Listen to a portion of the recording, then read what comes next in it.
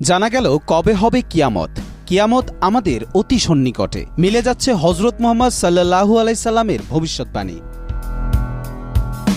আমার দুই আঙ্গুলের মধ্যে যতটুকু দূরত্ব, কিয়ামতের সাথে আমাদের দূরত্ব ততটুকুই। 1400 বছর আগে এমনই কথা বলেছিলেন নবী করিম সাল্লাল্লাহু আলাইহি সাল্লাম। সেই মোতাবেক কিয়ামত সন্নিকটে। কোরআন হাদিসের আলোকে কিয়ামতের আলামতের অনেক নিদর্শনই ইতিমধ্যে দেখা গেছে পৃথিবীতে। তাই বলাই যায় কিয়ামত খুব বেশি দূরে নয়। শিয়া বাটার ও ভিটামিন ই সমৃদ্ধ lily glam beauty soap. Lily, always beautiful. রাসূল সাল্লাল্লাহু আলাইহি সাল্লাম আমাদেরকে কিয়ামতের কিছু আলামতের কথা বলেছেন, আর সেই আলামত ছোট ও বড় আলামত দুই ভাগে বিভক্ত।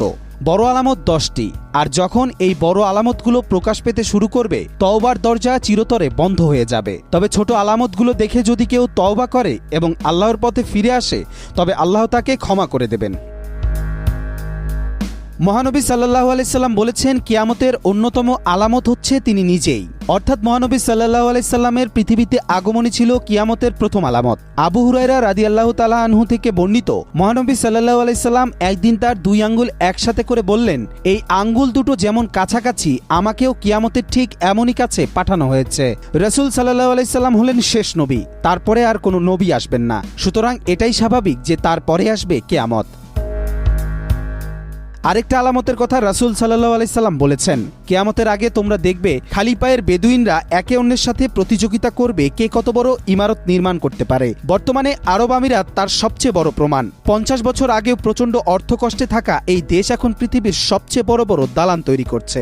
শুধু যে দালান তৈরি করছে তা না, একে অন্যের সাথে প্রতিযোগিতাও করছে। আর এর উদাহরণ দুবাইয়ের বুর্জ খলিফা। আরও একটি ভবিষ্যৎবাণী করেছেন নবী করিম সাল্লাল্লাহু আলাইহি সাল্লাম, কিয়ামতের আগে মসজিদ হবে রাজপ্রাসাদের মতো, কিন্তু সেখানে নামাজ পড়ার জন্য লোকের সংখ্যা খুবই কম হবে। বর্তমানে এমনটাই লক্ষ্য করা যায়। পাড়া বা মহল্লায় অল্প দূরত্বে একাধিক মসজিদের অবস্থান, অথচ নামাজ পড়ে সেখানে হাতে গোনা কয়েকজন।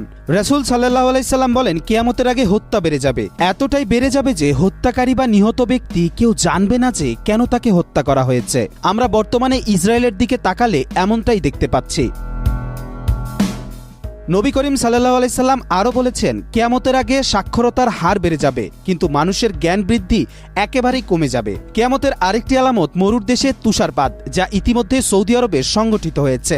সেই সাথে প্রযুক্তি এতটাই আধুনিক হবে যে ইচ্ছা করলে রোদ বৃষ্টি সবকিছু তৈরি করা সম্ভব হবে। আর এটার সত্যতা প্রমাণ করেছে ক্লাউড সিডিং। 1400 বছর আগে নবী করিম সাল্লাল্লাহু আলাইহি সাল্লাম বলে গেছেন, আর বর্তমানে আমরা সেসবের নিদর্শন পাচ্ছি। এসব আলামত বলে দিচ্ছে আমরা কিয়ামতের কতটা নিকটে চলে এসেছি। এখন অপেক্ষা শুধু বড় আলামতগুলোর। যে কোনো দিন আগমন ঘটতে পারে ইমাম মাহদির। এরপর থেকে একে একে আসতে শুরু করবে দাজ্জাল, ঈসা ইবনে মারিয়াম আলাইহিস সালাম, ইয়াজুজ মাজুজ, এবং সংগঠিত হবে 3টি ভয়াবহ ভূমিকম্প, ধোঁয়া ও অগ্নিকাণ্ড। পৃথিবীর বুকে আসবে দাব্বাতুল আরদ নামের এক পশু। পশ্চিম দিক থেকে হবে সূর্যোদয়।